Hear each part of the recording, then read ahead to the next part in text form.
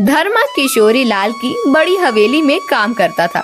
रात के 8 बजे धर्मा हवेली से निकला। वो घर जा ही रहा था कि रास्ते में तेज बारिश होने लगी। घर आते आते धर्मा पूरा भीग चुका था। उसके घर आते ही उसकी माँ, अरे बेटा, तू तो पूरा भीग गया है। हाँ माँ, बहुत बारिश हो रही है। हाँ, 2 दिनों से बारिश बहुत बढ़ गई है। देखो तो छत भी टपक रही है। अब क्या करें? बेटा, तू अपने लिए एक छाता तो खरीद ले। रोज रोज ऐसे भीगेगा तो बीमार हो जाएगा। माँ, तुम तो जानती हो कि मालिक बहुत कंजूस है, पैसे देने में झिकझिक करता है। अब अगर उससे पैसे मांगूंगा तो 4 बातें सुनाएगा।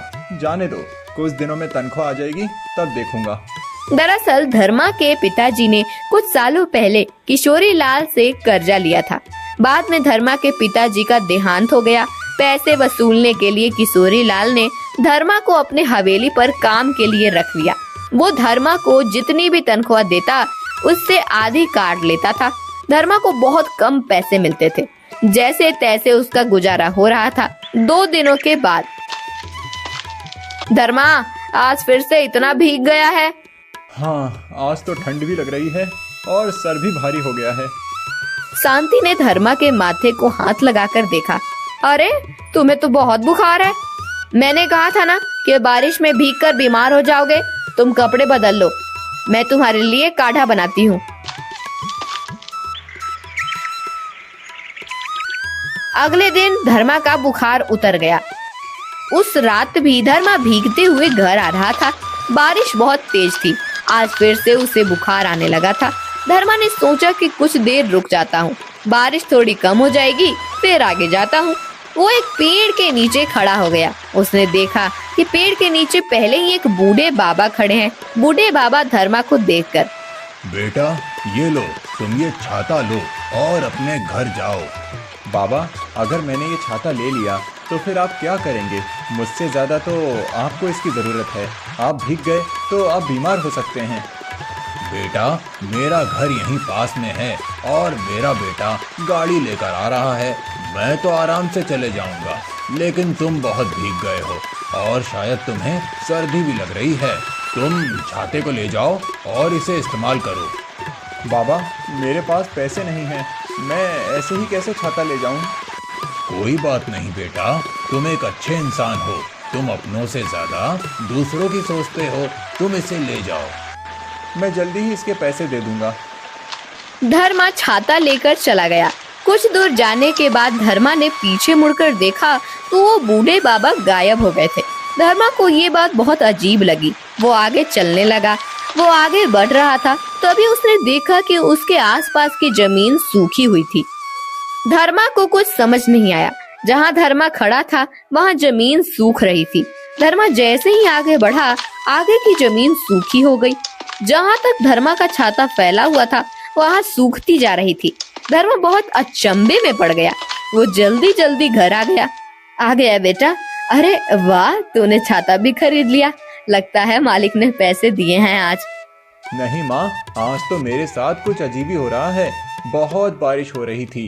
बारिश से बचने के लिए मैं एक पेड़ के नीचे गया। वहाँ पर पहले से ही एक बूढ़े आदमी खड़े थे। उन्होंने मुझे ये छाता दिया। आगे जाकर मैंने देखा तो वो गायब हो गए और जहाँ तक ये छाता फैला हुआ था वहाँ तक जमीन सूख रही थी। ये तो सच में जादुई छाता है। अजीब बात है। लगता है कि वो कोई साधु महात्मा होंगे जो तुम्हारी मदद करने के लिए वहाँ पहुँच गए। धर्मा ने मुंह हाथ धो लिए। फिर शांति और धर्मा खाना खाने लगे। तभी छत टपकने लगी और घर में पानी आने लगा। हे राम, फिर से छत टपकने लगी। अब तो लगता है कि खाने में भी पानी मिल जाएगा। अब क्या करूं? माँ, ये छाता तो जादुई है, लेकिन छाता तो बहुत छोटा है और छत बहुत बड़ी। काश ये छाता बड़ा हो जाए तो मैं पूरी छत को इससे ढक दूं। इसके नीचे तो पानी की एक बूंद भी नहीं टिक पाएगी। जैसे ही धर्मा ने ये बात कही, अचानक से वो छाता बड़ा हो गया। धर्मा ने छत पर जाकर छाते को रख दिया। पूरा घर अब बारिश से बच रहा था। दोनों खाना खाने के बाद सो गए। कुछ देर के बाद बाहर से जोरों जोर से चीखने और बचाओ बचाओ की आवाज आने लगी।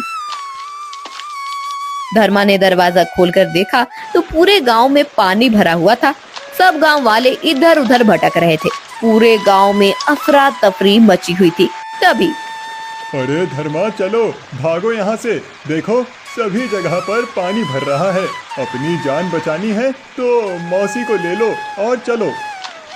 शिवा चला गया। फिर माँ, पूरे गांव में पानी भर चुका है। बारिश रुकने का नाम नहीं ले रही है और पानी बढ़ रहा है। सब गांव वाले बहुत परेशानी में हैं।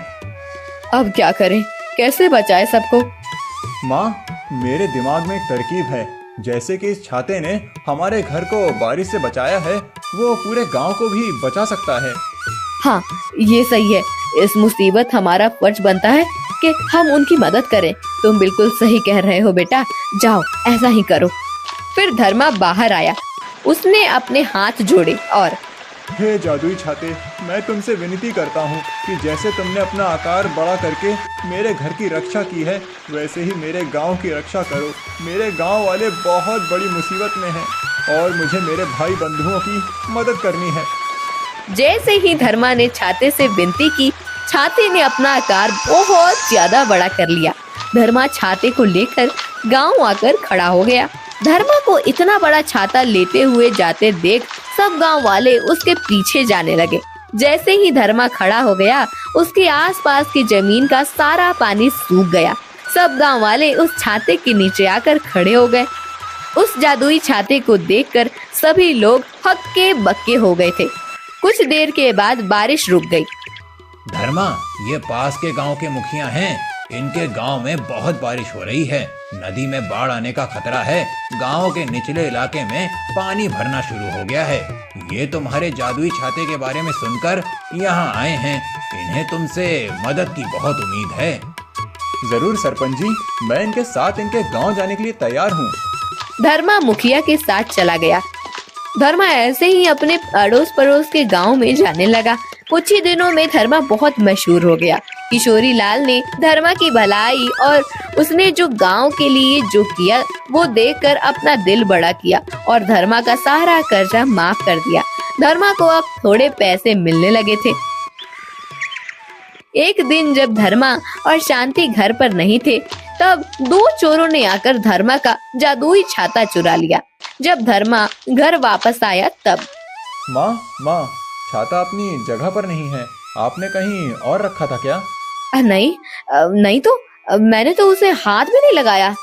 अच्छा, तो कहाँ जा सकता है छाता? धर्मा ने पूरे घर में ढूंढ लिया, लेकिन उसे छाता कहीं नहीं मिला। धर्मा को शक होने लगा कि शायद छाता चोरी हो गया हो।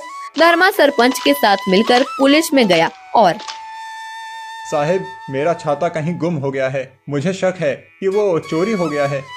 अरे, अब हम अपने बड़े बड़े केस छोड़कर तुम्हारा मामूली सा छाता ढूंढते फिरें? हमें और कोई काम नहीं है क्या? जाओ, छाता गुम हो गया है तो नया खरीद लो। आ जाते हैं कहां कहां से मुंह उठाकर।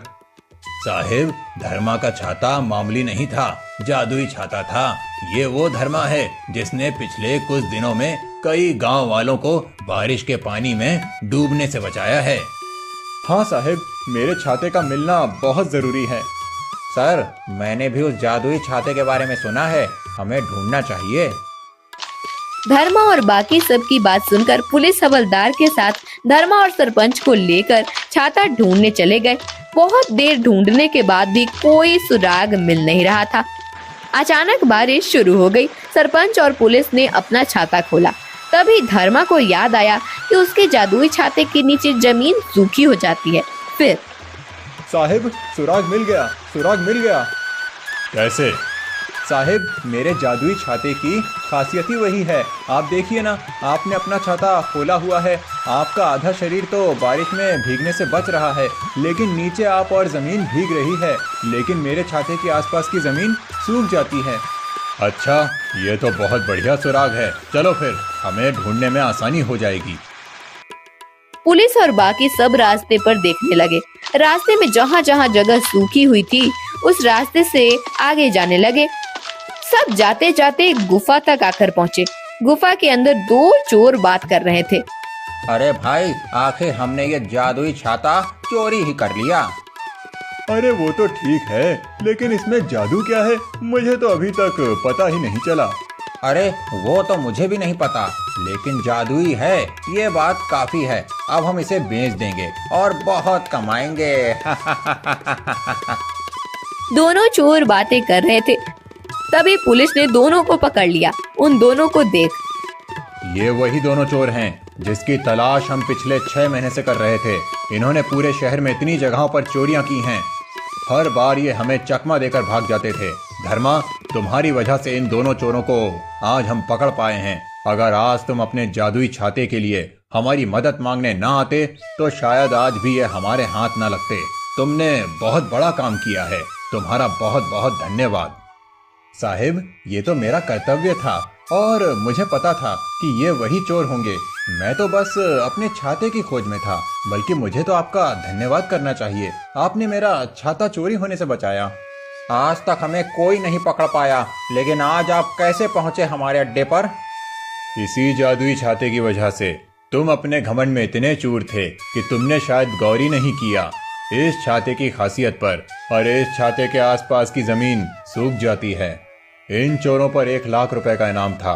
मैं सरकार से तुम्हारे नाम की सिफारिश करूंगा और वो इनाम तुम्हें मिल जाएगा। पुलिस ने चोरों को हथकड़ी पहनाई और अपने साथ ले गई। धर्मा भी अपने छाते को लेकर घर चला गया। कुछ दिनों के बाद सरकार की तरफ से धर्मा को 1 लाख रुपए का इनाम मिला। उन पैसों से धर्मा ने अपने घर की मरम्मत कर दी और कुछ पैसे गांव के विकास कामों में लगाए। धर्मा के जादुई छाते ने उसकी सारी मुसीबतें दूर कर दी थी।